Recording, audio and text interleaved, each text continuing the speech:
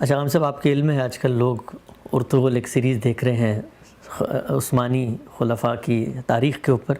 اس ضمن میں ایک صاحب نے سوال کیا ہے کہ یہ تو بہت گلوریفائی کر کے دکھایا جاتا ہے کہ ان کے جو کارنامے ہیں، لیکن وہ جو اپنے بھائیوں کو مار دیا کرتے تھے، اور ہمارے یہاں تو خلفاء میں ایک پوری روایت ہی رہی ہے کہ جیسی اندازہ ہوتا تھا کہ اوپر تول رہا ہے، تو اس کو دینی لحاظ سے یہ کیسا، یعنی وہ مسلمانوں کی ایک ڈگنیٹی بھی تھے، گلوریفائی بھی کر رہے ہیں، لیکن ان کا یہ عمل دینی لحاظ سے کیسا ہے؟ وہ تو مارتے تھے کہ بغاوت نہ کر دیں.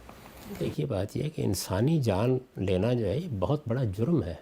یعنی اس کو آپ حنیہ مریہ اختیار کر لیں گے. کسی کی جان لینا یہ بہت بڑا جرم ہے. ابھی میں نے آپ سے عرض کیا کہ شرک کے بعد جو سب سے بڑا جرم ہے وہ قتل ہے. اور قتل کے بارے میں قرآن مجید نے یہ کہا ہے کہ انہ من قتل نفسا بغیر نفس فساد فی الارض. یعنی قتل کے لیے دو ہی چیزیں ہیں جو آپ کو جواز بخشتی ہیں.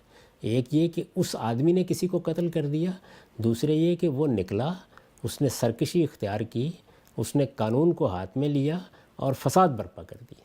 تو اب ظاہر ہے کہ اس فساد کو روکا جائے گا. تو کیا وہ لوگ کوئی فساد برپا کر دیتے تھے؟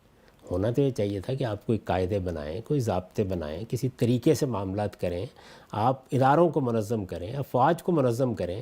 آخر آج کے زمانے میں انسان کامیاب ہوا ہے نا. تو یہ ہمارے ہاں کی بدقسمتی ہے کہ ہم یہ نہیں کر سکے، اور ہمارے پاس اس کے سوا کوئی چارہ ہی نہیں تھا کہ حکومت کو بچانے کے لیے یا ریاست کا استحکام برقرار رکھنے کے لیے لوگوں کو ماریں. تو اس کے جواز کا فتویٰ کون دے سکتا ہے؟ اصل میں اسی طرح کے جواز ہیں جو موجودہ زمانے میں لوگ پیدا کر لیتے ہیں. یہ لوگوں کو اٹھا لیا جاتا ہے. پاکستان میں ہر تیسرے دن خبر سنتے ہیں مسنگ پرسنس. کتنے بچے ہیں، کتنی بیوائیں ہیں، کتنے بیٹیاں ہیں جو رو رہی ہیں، یعنی ان کو اطلاع تک نہیں ہے. یہ بھی اسی طرح کے مفادات کے نام پر اٹھائے جاتے ہیں. یہ سب بدترین جرم ہے. آخری درجے میں آپ کا کوئی بھی بڑے سے بڑا مقصد ہو، آپ کو جو کرنا ہے اس کے لیے قانون بنائیے. قانون کی حکمرانی یہی انسانیت کا شرف ہے. اور ہم مسلمانوں کے لیے تو قانون بنا ہوا ہے نا. یعنی باقی قوموں کو تو کوئی قانون بنانا ہے، ہمارے لیے بنیادی قانون اللہ تعالیٰ کی شریعت کی صورت میں موجود ہے، اور اس میں یہ بتا دیا گیا ہے کہ کسی انسان کی جان لینے کے لیے کون سا راستہ ہے آپ کے پاس. تو اس لیے ایسی چیزوں کے لیے کوئی جواز تلاش کرنے کی ضرورت نہیں ہے.